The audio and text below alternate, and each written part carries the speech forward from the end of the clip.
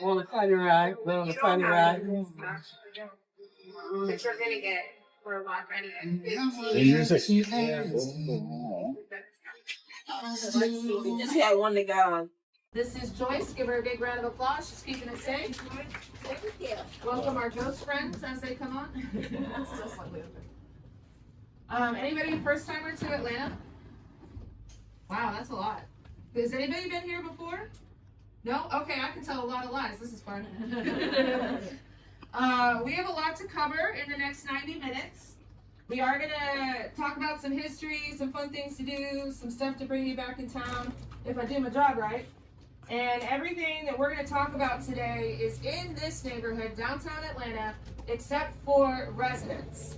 This is not a residential neighborhood. It is mostly entertainment, museums, live sports, live music. So we'll show a lot of that off. And once we get to our left over here, we're going to be coming across a very unique museum, but it's also a church for what some people consider the #1 religion in the South. What do you think that might be? Baptist. Not Baptist, a little outside, well, a lot outside the box, really. College football. Oh. Yeah, college football is a religion here in the South. I don't know if you knew that or not. People afraid of the pigskins. So the College Football Hall of Fame, just up ahead of us, would be a church for those who love college football.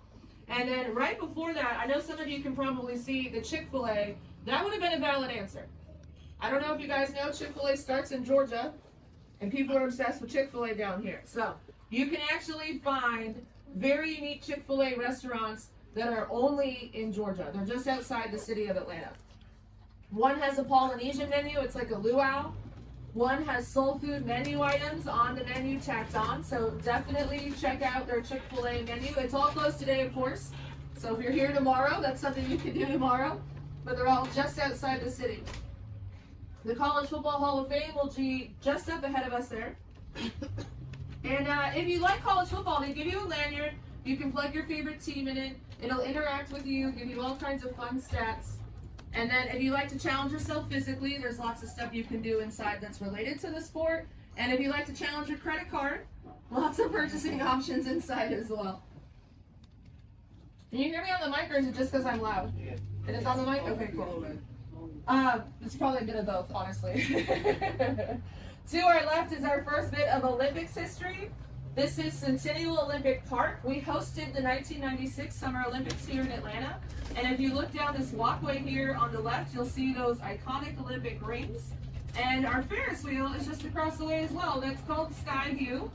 And if you're looking at the Ferris wheel, around 11 coming down to 10 o'clock is the black gondola. That's the VIP booth. The VIP booth has a couple things that make it VIP, but I think one of them not all of you will agree on. So they'll give you a longer rotation around the Ferris wheel. They'll even give you a box of chocolates and a champagne toast because you're probably walking out with a prom date or a fiance. It also has Ferrari leather and a flat screen TV on inside, but it is also the only gondola that has a clear plexiglass floor. So if you're afraid of heights, that's not VIP anymore. That spins around 200 stories. That's 20 feet. I don't know the meters. I'm sorry, the other way around. 200 feet, 20 stories. Meters, I don't know. I'm American, so they don't really teach us about the meters. But looking straight down 20 stories is not fun for anybody who's afraid of heights. Now, straight up ahead of us is a lot of live music and sports. We're going to be driving by State Farm Arena, and I think this is where Mariah Carey was last night doing her Christmas spectacular. But typically, this is where the Hawks play. That's our NBA team. So that's going to be coming up on our right-hand side. In addition to Mariah Carey, recently, just in the last couple of months, we've seen some pretty epic artists come through State Farm. However, if you like basketball, you're going to see a statue of Dominique Wilkins just out front there. That's our best player for the Hawks. But we've seen Billie Eilish here recently, and all the fans are actually sleeping in tents along this area right here so they could get their front row seats from Wednesday all the way through Sunday. The concert was on Saturday and Sunday. I haven't seen that since the 90s personally. We've seen Usher in here. We've seen Justin Timberlake, Stevie Wonder. The Eagles did their farewell tour. WWE filmed Bad Blood there, their pay-per-view. So lots of fun stuff happens over at State Farm. But we do have Mercedes-Benz Stadium right in front of you. And if you guys keep your eyes to the right in front of the stadium, you should start seeing a massive statue of a bird. That is for the Falcons. That's for our NFL team. So American football, but we also have what other people call football. We call it soccer. Atlanta United is our pro soccer team here. And whenever there is a soccer game here, they actually hang a scarf around the Falcons' neck. So it's very fashionable. It has a scarf for every occasion. And if you get close enough to the bird, just keep in mind those eyeballs are facial recognition cameras. So go ahead and wave hi to the security team because Big Falcon is watching you. This is a dome. It opens up in just 8 minutes. It has 8 panels that open up simultaneously. If the dome is open while it rains, that's totally okay. The stadium can take in over 2 million gallons of rainwater, which it uses as potable water all throughout the stadium, and the field is designed to take that rainwater into the storage area, so the field will never flood. We're also right by a portion of 4,000 solar panels that power up the entire complex and feed into the grid, and they power up so many LED screens on the inside of the stadium that if you were to stack them on top of each other, it would be higher than the Eiffel Tower. And it's not just sports. Of course, some of the biggest acts have come through here as well. Last year, we saw Taylor Swift for a weekend, and then Beyonce was the next weekend. And during the week over at State Farm, it was Janet Jackson in the playoffs for the Hawks. So you can imagine that was a very crazy weekend over here. 2 weekends, actually. And in 2026, if you're a soccer fan, you're going to get very excited because the World Cup is coming to America, Mexico, and Canada. And we are one of those cities. So we're going to see 8 games in a semifinal over at Mercedes-Benz. Now the train that you can see underneath us and all these railroad tracks are actually a big part of our history here. Railroads are a big part of our industry still, but it's how we get our start. I want you guys to look over at State Farm Arena. I'm going to tell you a little bit about our history when it comes to the trains. But if you look over at State Farm on the left, you'll notice there's some light gray steel beams going across those windows, and they actually spell something out. You all see it? Atlanta. That name comes from the very railroads. But we have 4 names in our past. It was a bit of an identity crisis, so let's get into it. In the early 1830s, every single railroad from the north, south, east, and west terminate in this area. So our first nickname is Terminus. Because everything terminates here, we get our start. And if you're a Walking Dead fan, Terminus should sound familiar to you. That's what the zombies were looking for in The Walking Dead. That's a throwback to being filmed in Atlanta. Walking Dead was filmed all around us. From Terminus, a little later in the 1830s, we get another nickname. The first builder around those initial railroads was John Thrasher. So our second nickname is Thrasherville. And we even had a hockey team called the Thrashers. But neither one of those lasted a long time, so it's okay if you haven't heard of them. Our first official name, our third name, comes in the early 1840s. It's time to put us on the map. Our governor decides he wants to name the area for his daughter. So we get a third name. Our first official name is Marthasville in the early 1840s. And you probably haven't heard that either because that's a long name to have to handwrite. And our trained people did not care for that. So we get another name, our fourth name, our second official name in 1847. And this time we're named after the largest rail in the area. Atlanta is short for the Western and Atlantic Railway. So they feminize it, they make it easier to write. Atlanta sticks, and we've been Atlanta since 1847. It gets shorter. If you flew in, you know what our nickname is, because it's the same thing as our airport code. So from Atlanta, what's our nickname? ATL is right. It gets even shorter, because when you're here, you're in the A. And that's as short as it gets. Now, this construction is a big elephant in the room. Let's talk about it. This is about to be a massive wall of mixed-use high-rises, condos, and apartments. This was just one big open-air parking lot for a very long time. What you can't see are a bunch of buildings that used to look like this one, and they've all been fixed up. About 85 buildings back behind us. You'll see them later. have been fixed up. So the reconstruction and the new construction is a huge project that's been going on for the better part of a decade, called Centennial Yards in the Gulch, repairing some of our oldest construction in the city and adding some residences down to the side of town, which haven't existed in a very long time. And the World Cup has hurried it along. It's not happening because of the World Cup, but the World Cup announcement has definitely made sure all of this will be finished by the time the World Cup comes around. And it will not be the first time we have remodeled our city, especially the downtown area. When we got the bid for the Olympics in 1990, this entire area was completely reconceived. This was heavily industrialized. You'll see what the other side looked like toward the end of the tour. So before the Olympics, this looked very different. Long before the Olympics, we had something happen not too long after being named Atlanta, and it had a big say on the city. We actually had to completely rebuild the city, and that would be the Civil War. So 1847 is when we're named Atlanta, and just shy of 20 years later, in 1864 and 1865, the Battle of Atlanta ensues as General Sherman is coming down from the north and on his way to Savannah. Using our railroads to cut the supply chain off to the Confederate soldiers, 80% of the city is burned down between a 1.5 to 2 year time frame. And we basically just had religious buildings and cemeteries left, so we had to build back the whole city. Back behind us, that you can't see, but you'll see it later, is our first little bit of economic growth. I want you to think of like general store type buildings, shorter 1, 2, and 3 story buildings, kind of Main Street USA vibes. And then as we go further into the downtown area, we get into what would have been the financial district back then, and you start seeing the taller high rises. Our oldest buildings in Atlanta are still young for American standards because they range from around the 1880s to the early 1900s. This is a personal favorite of mine, just on your left. This was actually a church from 1910 until the 1980s, right on your left. It's been known as the Tabernacle since the early 2000s. Hands down, one of the best places to see some live entertainment in the city, in my opinion. But some people also agree with me because they have done their Netflix specials and comedy specials here inside. Dave Chappelle is one, and The Daily Show actually comes here pretty often, and this is where they film live when they're in town. And now I've mentioned The Walking Dead, a couple of comedy specials. Did you all know you were in Hollywood? It's not just a few things. We actually do more filming than anywhere else in the world. And our neighborhood downtown here is one of the most used neighborhoods in the city for filming.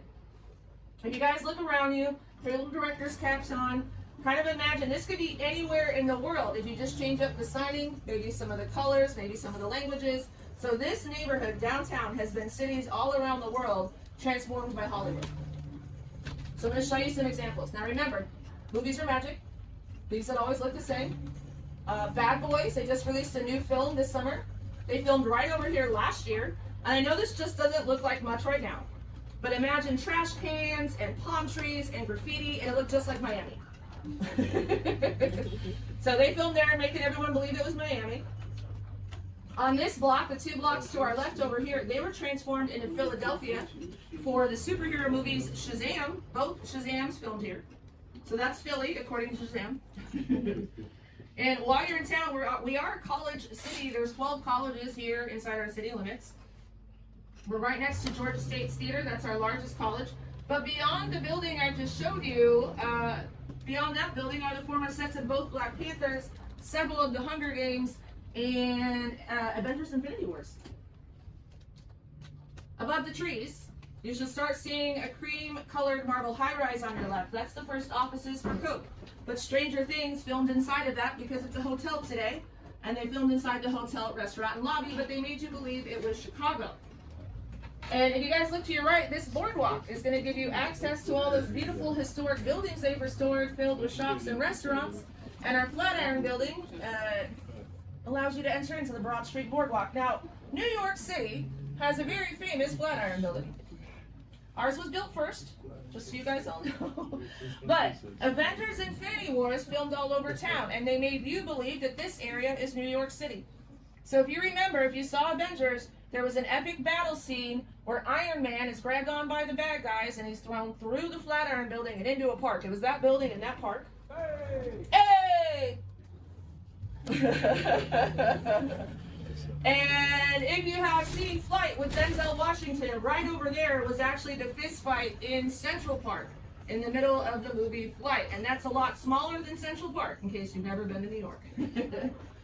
Now, Woodruff Park, as you can see here, is being used as community outreach on the weekends. But on the weekdays, Georgia State University, most of their campus is on that side of Woodruff Park. And on this side of Woodruff Park is all of our historic architecture built with shops and restaurants. So on the weekdays, it definitely looks like a bunch of kids running around, and on the weekends, it's a bit quieter when we're downtown. And then we even have history underneath us. Maybe some of you guys have heard of underground Atlanta. We're going to explore that area, but this is a very unique part of the city because this is the only part of Atlanta when there are two levels that you can explore. Our original street level is underneath us, and we're on the second level right now. We had to build up over ourselves because of the trains. So we're going to go back to our terminus history. We had 5 train lines that used to conclude in this area. 100 trains a day. We're using the same surface streets underneath us as cars and people. So it's getting very dangerous. In the 1930s, we slowly started building sidewalks around our buildings to give access for the pedestrians. But eventually this entire second level is created. And this forces all of those original shops and storefronts to shut down because no one has access to that space underneath us. But the trains are down there and the cars and people are here, so everyone is safe. Then in the 1960s, a couple of Georgia Tech grads rediscovered all of those shuttered down shops. They were preserved because the trains were still running down there. And they decided to turn all of this into a 2-story, 5-block radius entertainment complex. And that's what underground Atlanta has been since the 1960s. And it is also under construction and changing. So the underground is open. But the top parts, they would like to add housing and pop-up shops for small businesses. This has just been one massive entertainment zone since the 60s. No one's lived down here since the 30s, and that includes the other side of the stadium. So this whole area right now, most of downtown is being renovated, and we're very excited for it, but it's taken a long time. Down in the underground, you can find local shops and restaurants. There's always some sort of immersive music event or art event happening down there. Highly recommend checking out their Instagram page or website to find out what you can explore. It's the top levels that they're currently trying to renovate. And I saw a couple of you get excited about Stranger Things. They filmed the Upside Down down in the underground, so you might want to get down there.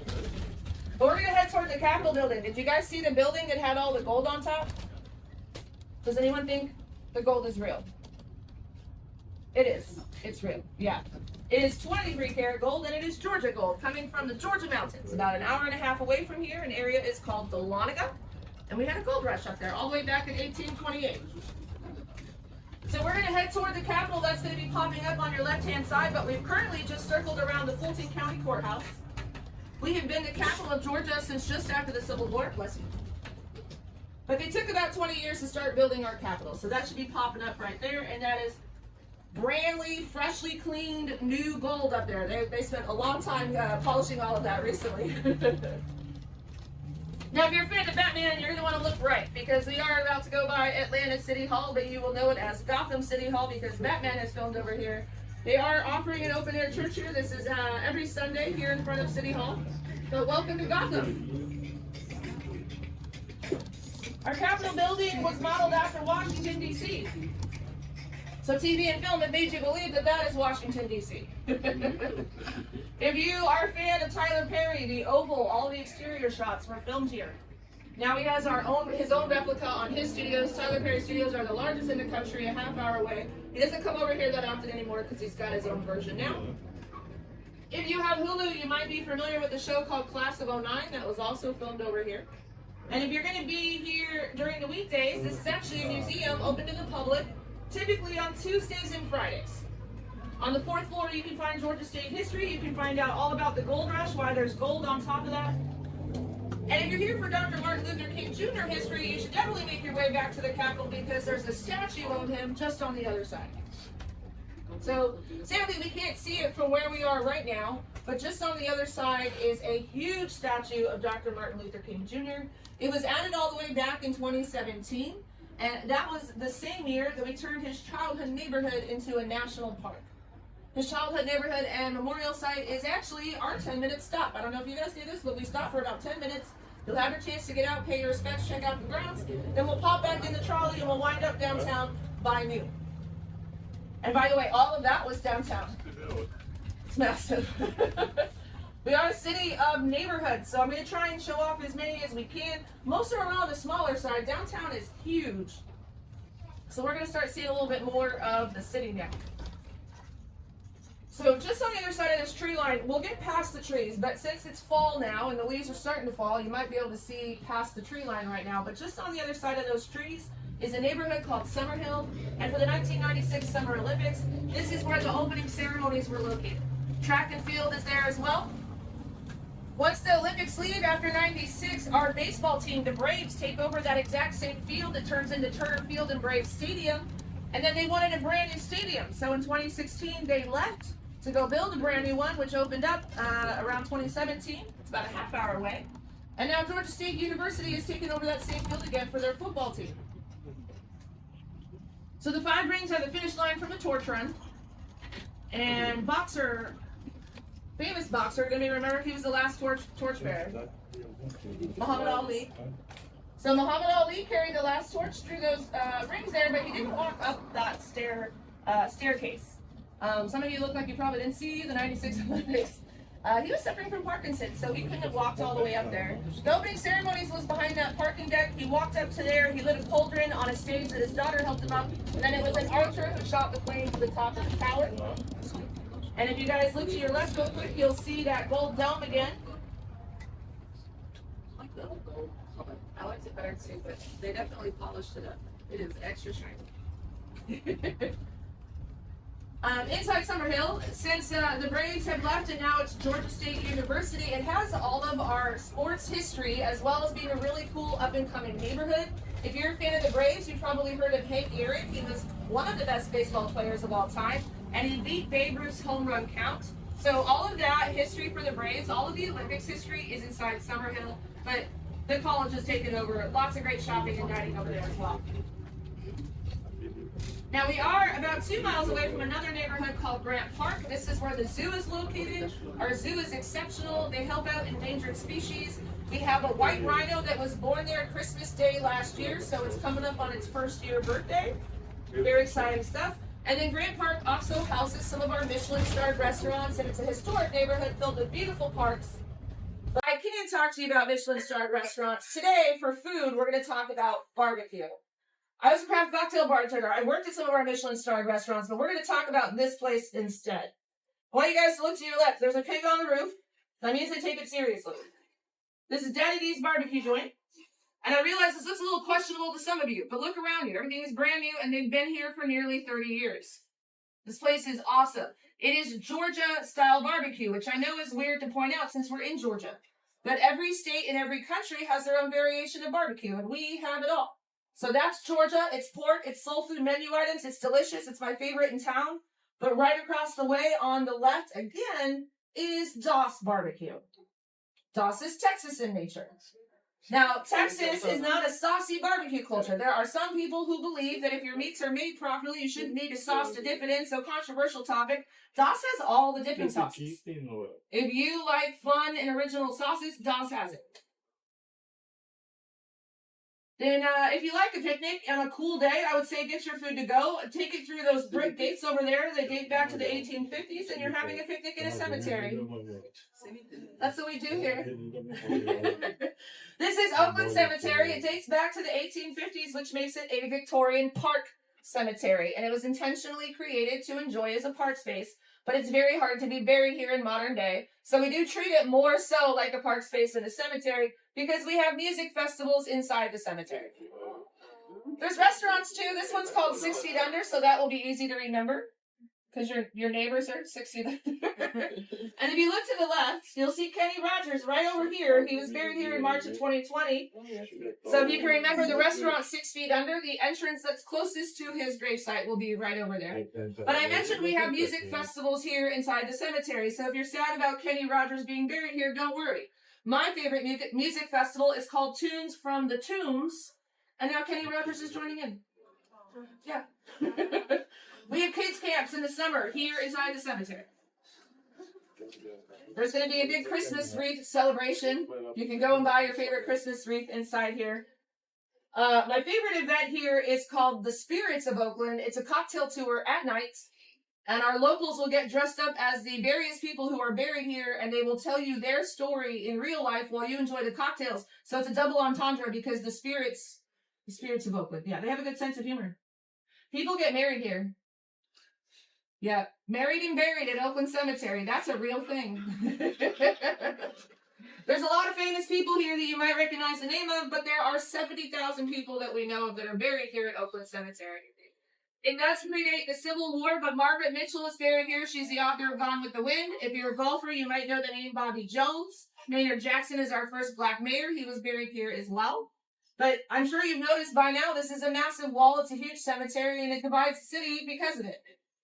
So the zoo is only a mile behind us, and Grant Park, after the Civil War, where the zoo is located, would have been the upper middle class, so some of the richer folks in town. Right ahead of you is an old mill workers neighborhood, so the poorer folks back in the day. So this cemetery has divided the city in more ways than one. I want you guys to look down this road right here. That's called Carroll Street. Carroll Street is a two-way street, so we're not going down Carroll Street. But at the end of Carroll Street is another wall.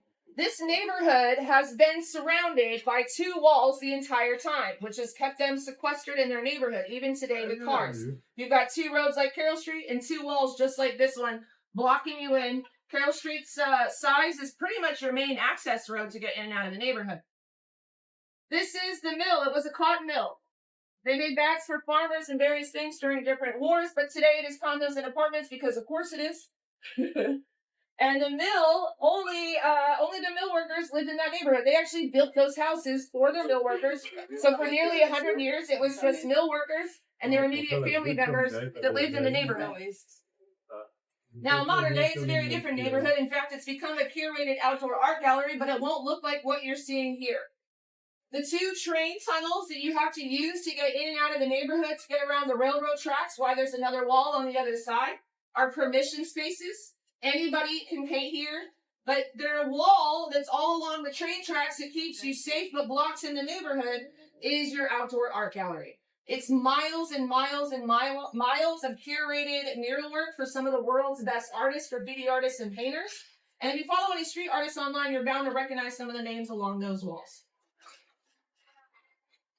Once you get out of Cabbagetown, the next road in front of us is Edgewood, and both art tunnels wind up on this road.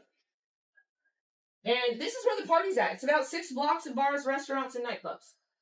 To the right of us, the party starts with a restaurant called Slutty Vegan. Yeah, it is a plant-based restaurant, but it's all junk food, hence slutty, right?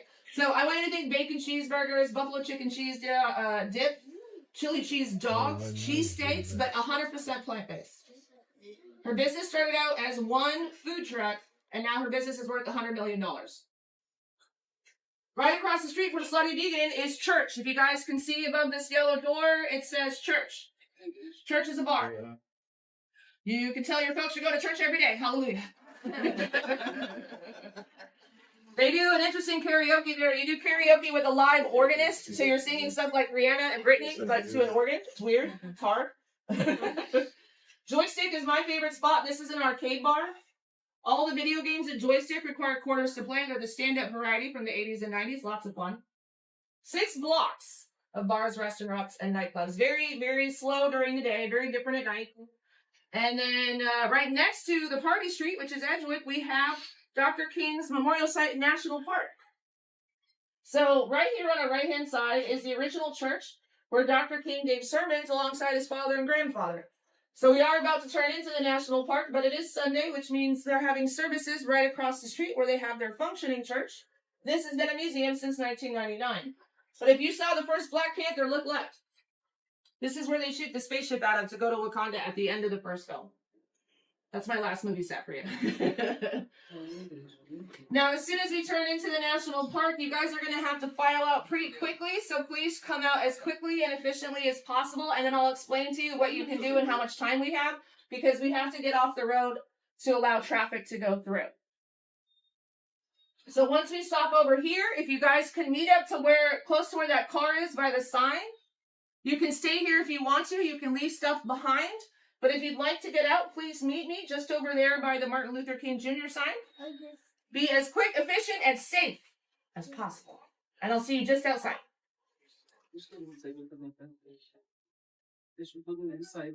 2 blocks. So on the other side of the street is the church and the visitor center. On our side here, you have the church museum, there's souvenir shop, Freedom Hall is tourable, and their bookstore. And then on the right-hand side, when it's open, you're welcome to go in. That is a former firehouse turned museum for firefighter and fire history. There's actually an engine in there from 1929, which is the year that Dr. King was born. And I have it on authority from a firefighter that round entrance means that it was a horse and buggy firehouse. I'll believe him since he was a firefighter. This house has a bunch of history in it. Apparently, Dr. King used to play in the firehouse as a kid. I didn't think you were supposed to play in the firehouse, though that was a thing. And then on our left are shotgun homes. People live in these, though, so don't go in those. So I want you guys to look to your left. Each house has 2 doors. That's 2 separate apartments in each house. If you look between the houses, that's the length of your apartment. It's a 3-room apartment, front, middle, and back. You've got 1 hallway that connects you to your entire house. So if your front door and back door were open, you could see from porch to porch. And your house was so small that you could fire a long-barreled gun through it. That's why it's called shotgun homes. I grew up in California. We call them row houses for obvious reasons. In the South, it's shotguns. And Dr. King's house is actually this house on our right. And if you want, you're welcome to come up and take pictures, but we're not going to get out. So unfortunately for you, while you're here, this is closed to the public right now. They are just doing some basic repairs on the building. It is a Queen Anne styled home. It was built in the early 1890s.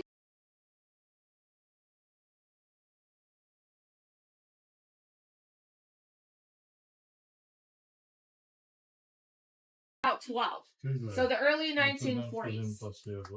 Ordinarily, you can take a tour of the house. You can actually see a picture of the young family with their grandmother. And then inside the house are pictures of what it's going to continue to look like even after they do the repairs. They don't really want to change the house. They just want to make it stronger.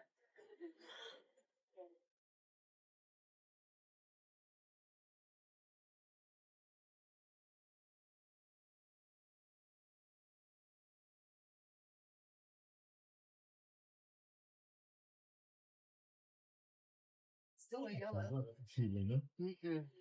Yeah. We're just commenting on the changing of the color. Someone might have got up there and attacked it. So, if you like to take virtual tours, there is a virtual tour on the National Park Service's website. Definitely something worth checking out if you come back into Atlanta. It should be open in the next year and a half. They do rent out the shotguns. They also rent out this block of multifamily units, and that's been happening since 1980 as a way to financially maintain the area. But it all becomes a national park in 2017, and that extends into many of these residential blocks. So you can rent or own inside the national park. You're going to see a private residence sign on any house inside the national park so you don't accidentally walk into someone's house. But y'all are in Georgia, you shouldn't be walking into people's houses. Look to your right, you're going to see the happy house. It's either the first house or the last house you see as you come and go right after the bed. This just goes to show living inside a national park is not the worst HOA. Because that is either the first or last house inside the national park as you come. Now, the neighborhood the national park is situated in is called the Old Fourth Ward. This is a massive residential neighborhood that is quite historic. In fact, the Great Fire of Atlanta in 1917 burned down this entire 2-mile-long neighborhood. So the architecture on this side, bless you, is even newer than our post-Civil War architecture. Now, I am from California. Please don't hold that against me. I have been here for 20 years. And when I first moved to Atlanta 20 years ago, this neighborhood was a very different neighborhood. So the Fourth Ward, in my opinion, has undergone some of the crazy amount of changes in the last 20 years, and it's all due to something in town called the Atlanta Beltline. So 2004, I moved here. I live nearby. In 2004, 2006, you could buy a house in this neighborhood for about $60,000 to $200,000, give or take, quite affordable. Not the best neighborhood, but affordable nonetheless. And currently, right now, just 20 years later, the same neighborhood is selling for $500,000 to $3 million. That's very fast. And again, it's all due to something called the Atlanta Beltline. This has had a major effect on our city, and it's a big part of our railroad history as well as our future history. So not only did we have 5 tracks that used to conclude in this area, which is why we were called terminus, we also had a loop of rail that went inside and outside the city so we could get our goods around to everybody. And we stopped using that railroad a long time ago. So it was just this biggie empty tract of land with overgrown railroad tracks on it, and it was like that for a very long time. In 2006, our city planners start buying up all the land, ripping up all the rail, and now what we have is a 22-mile loop of roaming park space. And it's not even complete. This is currently the largest urban development project still under development. It's the world's largest outdoor art exhibit. That 22-mile loop connects you to 45 different communities, and currently they're still fixing a couple portions of the sidewalk. So although you could theoretically walk the entire way, I wouldn't take like an electric scooter or a bicycle on the whole thing right now. But when you guys look down, you're going to see the Atlanta Beltline. The sidewalk you're about to see goes inside and outside the city, 22 miles. And once they finish the sidewalk construction, they'll be adding light rail, so public transit as well.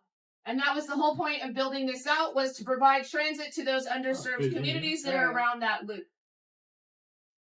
On your right, that's Cabbagetown. Remember, there was a railroad track on the other side of the neighborhood. That's the railroads, and the murals are just over there.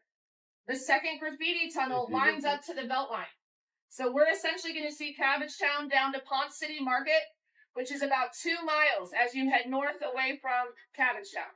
So Cabbagetown, we're in the 4th ward right now. We're about to see Inman Park. The next neighborhood is also the next neighborhood on the Beltline. And when we get to Ponce City Market, you'll see that. We'll be driving by it. That's the 2-mile trek. In that 2 miles, out of the 22 miles, you have 2 food halls, breweries, distilleries, wineries, shops. Remember, it's the world's largest outdoor art exhibit, so you're going to find all kinds of structures, sculptures, and murals around the Beltline. And if you want one of the best donuts in the city, come back over here. They're squealing for joy. Revolution Donuts, hands down, one of the best donut shops, but it's very expensive. It's a boutique, seasonal, chef-driven donut shop, and I will say like $3 to $4 per donut. It's about $40 for a dozen, but they are freaking delicious. They're worth every penny. All right, we're coming to Inman Park now, our next neighborhood, and if you guys keep looking left, you're about to see the kind of Victorian gingerbread houses that dot this neighborhood. Inman Park is established in the 1898 time frame by all of the big business leaders that helped us rebuild after the Civil War. If you wanted to build in this neighborhood in the 1890s, you were expected to build a beautiful house with immaculate gardens at least 35 feet off the road so everyone could admire your money. It was all the rich people after the Civil War. Coca-Cola owners and their extended family members helped establish this neighborhood. Are you guys ready for a pop quiz? Yeah. I want you to look to the top of this park. I want you to look at this black 6-foot box. It's made out of metal. It's got gold on it. Can you guys see it right over here? Yeah. I'm going to give you a little bit of information and multiple choice. And you're going to decide what this was in history. From 1890 to 1905, we had about 6 of these boxes. I got you. From 1890 to 1905, we had about 6 of these metal boxes. For 15 years, were these boxes bathrooms, telephone booths, or jail?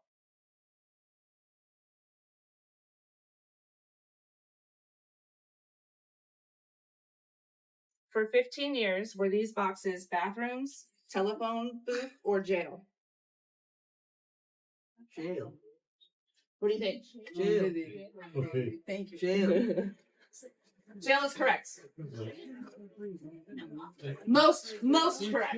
I give partial credit for all the answers. So this was a temporary lockup box. This was a jail. But there's a kicker. Anybody could lock you in the box.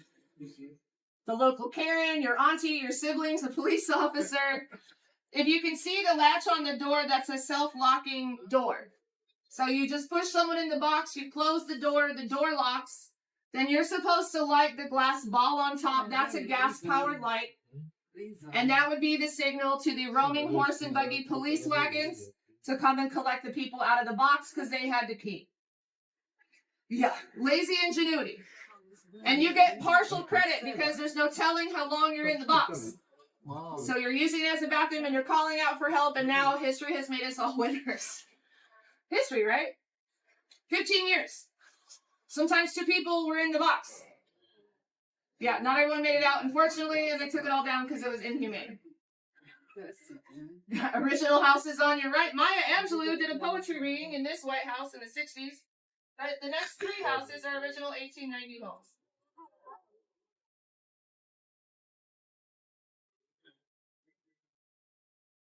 On your left will be Coca-Cola money with the corner brick house. The second owner of Coca-Cola, his name is Robert Woodruff. I want you guys to get a nice big look at this house and feel very bad for him because this is the smallest house he ever built for himself. His next one is 3 times the size of this one. Feel very bad for Robert Woodruff. Now, coming up ahead of us, you're about to see what looks like a barn on the right-hand side. This was actually a transit stop. Our public transit for a very long time was a streetcar and trolley. Sadly, they dismantled it, but it existed from the 1880s until the late 1940s, and then cars in the United States, and so that's how we end up seeing a lot of our rail go away. And we don't see public transit again in Atlanta until the 1970s, and that's MARTA. That is our trains and buses. Joyce and I are both from California, so I like to point out a little bit of California from us to you. If you've never seen a redwood tree coming up, you're going to see a small young cluster. These are normally only found in Northern California. They are not native to Georgia. They were planted here about 30 years ago. They are teeny tiny for a redwood tree.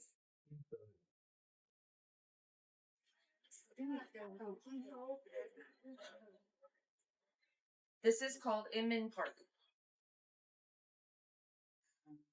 Okay, thanks. I've got 2 more houses coming for you on the right that were built by Coca-Cola money. The blue and white one is a wedding present from the first owner of Coke to his little brother. It's very nice. Built his brother a house for his wedding, except that he built his house right next door. And you'll notice it's a lot bigger. Asa Kaler is the first owner of Coca-Cola. This is his house. First owner of Coca-Cola's house.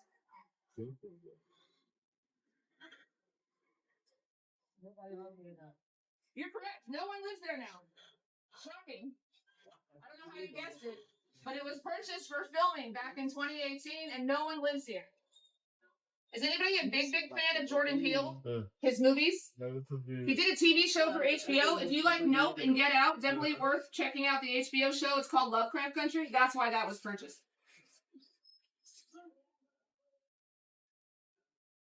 Now, there are butterflies all over the neighborhood in the form of a flag, but also various artwork. But you can see the flag here on the pink house. And there'll be another one on the yellow house on the left coming up. Many of our neighborhoods have symbols for various reasons. Inman Park adopted the butterfly symbol in the late 1970s when this became a historic neighborhood officially. So as you drive around town or you're getting around town, you'll notice a lot of the neighborhoods will have symbols. The butterfly is just Inman Park symbol. Anybody planning on moving here? Not yet? Okay. I bring that up because if you happen to be back in Atlanta in April, this neighborhood is shut down for a massive art festival. So all the blocks are turned into art, music, food, entertainment, and you can actually take a tour of these historic homes. It's called the Inman Park Festival. If anybody decides they want to come back for that, it's a lot of fun. And then we see the commercial side of Inman Park just up ahead of us. Most of this has been built in the last 15 years because of the Beltline. Remember, Inman Park is on the Beltline. It's only 3 blocks up. So I'm going to show you the shopping and dining, and we're back to barbecue, but it's international barbecue. So you have social status. That is hard to find athleisure wear. It's brunch. People are going to be standing around. That is a Parisian cafe. Next to that, on the corner on the left, is New England-style seafood like lobster rolls. If you make a left, you've got Persian barbecue, Korean barbecue, a sushi bar, Spanish tapas, a taco bar, Italian handmade pasta and pizza, and Ben and Jerry's. That's important. The road that Ben and Jerry's is on is how you get to the Beltline. It's very informal. You just hop on and hop off whenever you want. But remember the bridge when you were looking down. If you were on the sidewalk and you were walking north away from Cabbagetown, 15, 20 minutes, very leisurely stroll, you're at that Ben and Jerry's. Just to kind of let you know how we're coming down that 2-mile stretch. Now, you might have noticed we have a lot of trees. Our tree canopy is 48%. That's the most of any major continental United States city, which means a lot of park spaces. This is not the Beltline. This is actually called Freedom Park, and it goes in that direction, although the two connect back over there. And Freedom Park connects you to 3 different neighborhoods. We're in Inman Park. Next to us, 10-minute walk away, in that direction, is Little 5 Points. And then the next neighborhood is called Candler Park. Candler is the last name of the first owner of Coca-Cola. That big house you saw, he only lived there for 9 years. He built a bigger house, moved into that one, and that neighborhood is named after him. So Inman Park and Candler Park, pretty much the same thing. Beautiful, historic garden districts, parks. And then the one in the middle is pretty much the exact opposite. Little 5 Points is what I like to call the keep it weird part of the city. So it's everything you could possibly think of. It's just a little weird. You have thrift stores to boutique and custom clothing. You have fast casual fine dining. Very family friendly and walkable during the day. Lots of interesting shopping and dining. At night, if you like to have a good robust nightlife, there's bars, DJ clubs, live music clubs, all kinds of stuff. It's all just weird. Record stores with actual vinyl, comic book stores that have live concerts. It's really, really fun over there. Highly recommended. And I can tell a lot of you want matching tattoos. That's the neighborhood you can go to. Even the littles. They do fake tattoos for the littles. That's the neighborhood. That's what Little 5 is. Yes. Yeah, it's like henna. It's amazing. Now, Little 5 Points is in that direction. I don't want you to confuse that for 5 Points Station, which is by the underground. That's a train station 3 miles away downtown.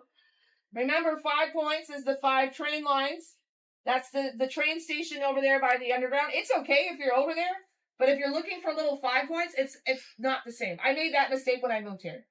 So if you guys want to remember our Keep It Weird neighborhood, Little 5 Points is a little neighborhood. That way you don't end up at the train station. We are going to head toward that way, though, because we are making our way back downtown. Once we make a left, we'll have Jimmy Carter's Presidential Library on our left-hand side. We're about to go by the Carter Center. And I have now thrown a lot of facts at your faces. Are you guys okay? That's a lot to take in. If y'all have any questions or anything, let me know. We definitely have a couple minutes. I can try and answer them for you. Sometimes I know. Nothing? All right. Well, we're not going in that direction, but if you do, we've got 2 really cool museums back behind us called Fernbank. One is a dinosaur museum that has all the dinosaur bones, and it's super cool. I love your excitement for that. There's also an area in the back called Wildwoods, where you can explore the area and treat it like an outdoor playground in the woods. It's fabulous. The other Fernbank Museum is an observatory, so this will be a nighttime thing. You can see the stars I've seen Saturn and all of its rings from our observatory. It's really cool. That's about a mile behind us. And we got a lot of fun stuff for the kiddos. We haven't really been talking about that. There is a Legoland here, but I know some of you might remember Cabbage Patch Kids. Mm-hmm. I don't know if it's as big now as it was when I was a kid in the 80s and 90s, but there is a Cabbage Patch Kid museum in Georgia, and it is a fever dream. You can actually see a Cabbage Patch Kid being birthed from a cabbage. So that might be weird if you don't know what Cabbage Patch Kids are. Legoland is close by to here. We'll be going by the Children's Museum of Atlanta when we're downtown. And lots of other fun stuff for the kiddos we haven't talked about just yet. Oh, and that's why I have a Stanley. Thank you. So far, I've had this for a few years. Nothing wrong with it. We're back to the Beltline. We're almost at the Ponce City Market. Once we make a left here, you'll be able to see the tallest building in the city as well. We've come all the way down that 2-mile trek. And for those of you curious why the Beltline raised the real estate so quickly in the 4th Ward, it's because it was affordable. People were able to buy and flip. That continued to happen for about a decade, and then it slowed off. But you can see some brand new builds over here, and you can kind of compare like the new build to the old build. For some reason, they look like beach houses. No beaches, just beach houses. So these would be like 700. Those would be close to like 1.5 over there. That is the tallest, 700,000. That is the tallest building in the city right ahead of you. It lights up at night if you haven't seen that yet, and it's got real gold on top. It's called Bank of America Plaza. I heard National Bank was the first bank to actually build it, and then Bank of America bought it. But it's been our tallest building since 1992, and it's only a little over 1,000 feet tall. That brings us to Beltline. We're back to barbecue, but it's fine dining barbecue, if you will. It's on top of the Beltline. It's just over here behind these apartments, so you can't see it. I want you to think of a high-end smokehouse, craft cocktails, a wine bar, and live music. It's called Two Urban Licks. That's your fancy barbecue on top. It's delicious. If you're a beer lover, you're in a great city. We have 20 breweries plus. And next to Two Urban Licks is a place called New Realm. It's a local Belgian-style brewery, but they do have a rooftop restaurant that overlooks the city going in this direction. That's on the Beltline. And then you can get in here from the Beltline as well. This is Ponce City Market. So you can walk directly from the Beltline into the market, but there's lots of parking underneath and around us as well. It's not just the surface parking. Let's talk food halls. They're everywhere in Atlanta. What you're going to have a hard time finding are food trucks. For some reason, our government has made food trucks extremely legally complicated. So we won't get into that. And food halls are not original. You can find them everywhere around the world. But ours, I like to equate to food trucks inside a building since we don't have a lot of food trucks and it is mostly locally owned businesses. You can imagine a historic building. Usually on the first floor, you'll have about 10 or 15 restaurants in a horseshoe. And you can walk up to each one like a kiosk or a food truck. Kind of like a mall food court, but it's not McDonald's and Panera. It's going to be locally owned businesses. And then you have communal dining in the center. This is a lot bigger. Our food hall inside Ponce City Market is 2 floors. It's about 25 different restaurants. And you can dine in some of those with table service as well as treat it like food truck. That's the center bottom 2 floors. That's the food hall. The rooftop behind the light-up sign that says Ponce City Market is mini golf, rides and games, a speakeasy, and a restaurant. That's called Skyline Park. Pro tip, y'all, they're going to charge you for the elevator ride just to get to the roof. That's $15 just to ride the elevator. Your pro tip, if you have interest in doing the amusement park on the roof, buy the bracelet. It's not cheap. It's still $30 a person, but it's all included. If you were to try and do everything a la carte, it would be more money. So keep that in mind. You also have to pay for your reservations at the speakeasy at the restaurant, but the restaurant, that money will be applied to your bill. The speakeasy is super clandestine. It's super hard to find, so you're paying for directions. It's called 12 because there's only 12 seats. It's a craft cocktail bar. They will design for you. There is no menu, but you do have to pay for your reservation, and then they'll send you the directions to get there. It is like finding Narnia, so keep that in mind. Pont City Market is named after the road that we're headed toward. This is north, and the next street over is called Ponce de Leon Avenue. And I know a lot of you speak Spanish, so I'm just going to say sorry, because we are saying that wrong. It should be Ponce. I don't know why we can't say it correctly, but it's Ponce for us here. So the market is Ponce, the road is Ponce. I do apologize to Spanish, unfortunately. That's where we're at. But we're going to use Ponce to go to Peachtree Street.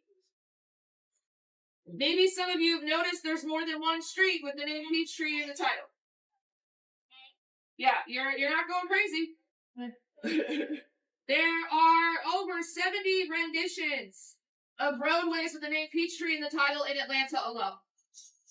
250 in the whole state of Georgia. I'm going to shock you a little bit. There's no peaches. All the peaches have been moved down to the Carolinas for growing, so just a bunch of streets with the name Peachtree in it. On our way to Peachtree Street, we're going to play a game called Name That Tune. Lots of musicians have been born or raised here in Georgia, so I'm going to play you a bunch of songs from musicians known for being from Georgia. You guys are going to guess who it is. Have fun, sing, dance, have a good time. We'll start you off with something fun and old. Piru, definitely don't miss out on that. All right, that was country music. Brenda Lee was the beginning of country music for us. I'm going to give you something that's a little bit more modern, because Peachtree Street is just up ahead of us. On the right-hand side, that khaki-colored brick building is the Georgian Terrace Hotel. That was built in 1910. In 1939, Clark Gable stayed here when Gone with the Wind debuted in Atlanta, and Snoop Dogg stayed here in 2022. Snoop Dogg and Clark Gable stayed in the same hotel. Across the street, this is Peachtree Street up ahead of us, and across it from the Georgian Terrace is the fabulous Fox Theater. That was built in the 1920s as a glamorous Hollywood-style movie theater. It is now all things performing arts. You're going to see it right across the street. And I believe from here through the rest of the holiday season, it will be Cirque du Soleil doing their version of a Christmas show. 'Twas the Night, I think is what it's called. As we go by this street, I want you guys to look to your right, and that'll be Midtown. And you're going to wave bye to Midtown because we can only go by it. Unfortunately, there's a lot of high-rises that are being built in Midtown. All the things that you're about to see have predominantly been built in the last 10, 15 years, and they're building just as many more in the next 5. So lots of construction happening along Peachtree and the adjacent roads. But Midtown is the heart of the arts. It's our arts district, and it starts with the Fox. So if you were to head 2 miles down Peachtree Street heading north, you would wind up at the High. That's our Fine Arts Museum. And that would make up your arts district in Midtown, basically that 2-mile stretch. It's the High. It's our Design and Architecture Museum. It's a puppet museum because puppets are art too. If you like Sesame Street, maybe you like the Labyrinth, some marionettes.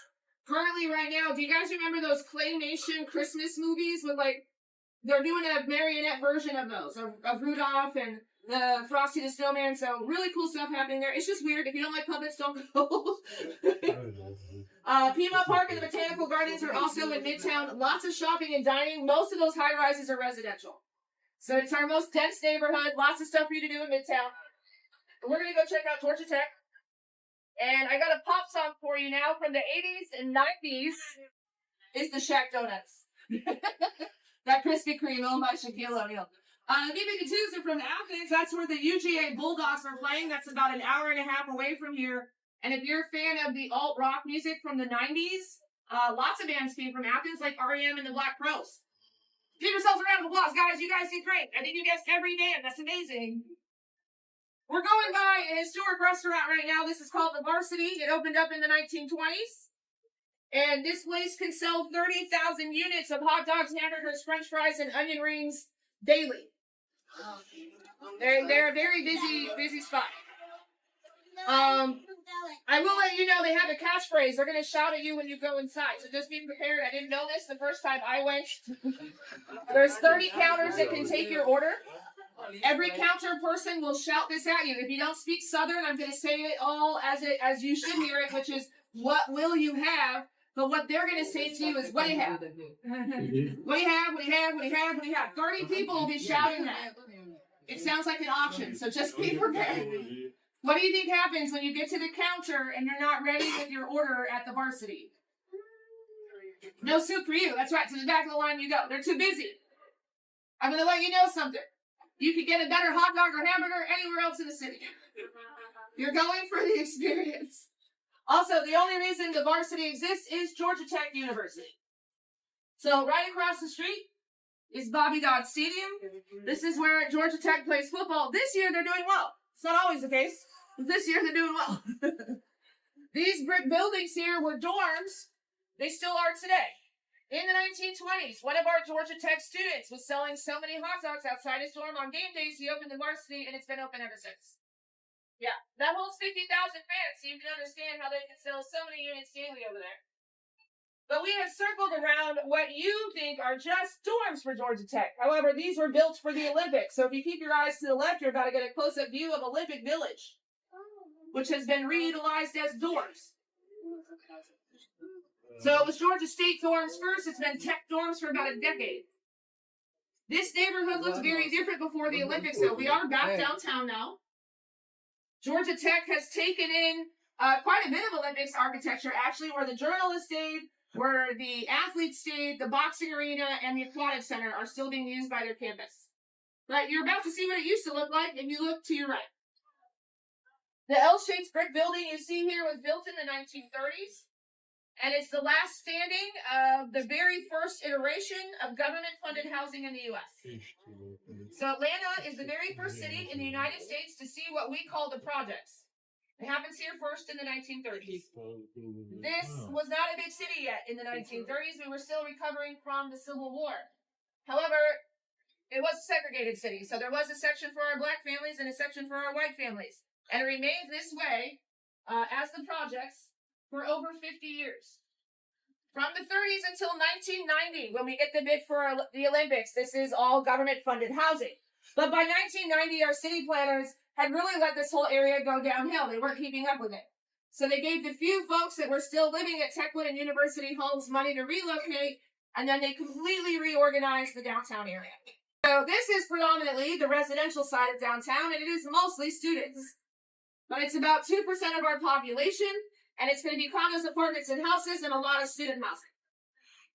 Then once you get past the next two lights, you're back into the entertainment district of the downtown area. And we're right on something pretty amazing that's just to the left. I know some of you might be disappointed that Georgia doesn't grow peaches too much anymore. So I have an option for you. There's a restaurant up the street called Atlanta Breakfast Club. They specialize in something that you can find from fine dining to casual restaurants, which is chicken and waffles. We take chicken and waffles quite seriously. That is fried chicken on top of waffles. But at Atlanta Breakfast Club, they will top it with peach cobbler. Yeah, that's a tower of Georgia greatness. Peach cobbler on top of fried chicken on top of waffles. That is absolutely shareable. It is an American breakfast diner, so, you know, lots of other stuff there, but if you haven't had chicken and waffles, you should definitely try it there. It's amazing. Once we get through the light here, we will have a better view of the Civil and Human Rights Museum, which is going to be right up on our right-hand side. It is currently under construction right now. They are building a second wing, but the whole thing is open to the public, so feel free to enjoy the original 4 stories while you're here. It is interactive history surrounding human rights all around the world and civil rights here in America. Some of Dr. King's original papers are here, and he actually participated in a style of protesting called the lunch counter protest, and they've recreated that style of protesting inside. So that's one of the interactive things you could do. It's not very easy to get through. However, it is a part of history that you can find inside. And then a little bit more fun, but definitely still history, the World of Coke. 100 sodas from around the world that you can try inside the tasting room. Has anybody done that yet? No? A couple people? Okay. Is anybody planning on going to the World of Coke? You are? Do you guys want to know about it, or do you want it to be a secret for the tasting room? You want to know? Do you want to know? Some of the sodas are gross. Some of them are actually disgusting. I'll give you 2 to look out for. One is called the Beverly. This was a soda that was made for Italy. It is now just made for the tasting room. It tastes like Alka-Seltzer If you're familiar, it's very bitter. It's got a lot of vinegar flavor. It's not great. The other one is a sour plum soda. It was made for the Asian market. It is now just made for the tasting room. But the American palate thinks that the sour plum tastes like sparkling barbecue sauce. My advice is to stand back and watch other people try things first. There's 100 sodas in there. You don't need to drink them all. It'll hurt you later. And if you're anything like me, you love science, the Children's Museum of Atlanta is right across the way from there. That's next to the Coke across the street. Get all hopped up on the caffeine and sugar and then go push a bunch of buttons at the Science Museum. Yay, science! It's really cool. It's a self-led learning science museum. If you as an adult are having a hard time understanding STEM, give it a go. It's a lot of fun over there. We also have the aquarium here. It is the largest indoor aquarium in the United States. It was the largest in the world when we opened up in 2006, but Singapore and China and I think one other country have beat us out since. But we have some unique things you can do here. You can go snorkeling. You can go scuba diving if you're scuba certified, or you can go cage diving in the shark exhibit. You ready to boop a shark? You can also do what I do, which is stay dry. Yeah, there's clear walkways that cut through a lot of the aquarium. You never have to put a wetsuit on if you don't want to. You can have all the animals swimming around you. And if any of you live in the state of Georgia or you're planning on moving here, it is free on your birthday if you live in the state of Georgia. Yeah, which is like a $60 savings. So it's definitely worth checking out. Savings. We're back, guys. Give yourselves a big round of applause. Yay. You were such an awesome group. Thanks for hanging out with us today. If you do have any questions afterwards, please let me know. My name is Shauna. I'm here to help you out. Joyce can also assist you. If you'd like to show your appreciation with tips, we love those things. Thank you for asking. There is a cup right here if you'd like to use that. But we're just excited to show off the city, so I hope you had a good time. And I wish you safe travels back home. Thank you so much. Here's my round of applause to you. And we'll leave you with some lunch here. Thank you. Thank you so much. You guys have a wonderful day. That was really nice. I enjoyed that. I really like the educational part now. There are a number of big shopping malls nearby here. One is 2 miles away, and 2 are 5 miles away. Thank you for watching my video for the tour of the city in Atlanta, Georgia. I hope you enjoy watching it. Please like, share, comment, and please subscribe to my channel. And I hope to see you in the next video. Bye. About 2 miles away. Okay.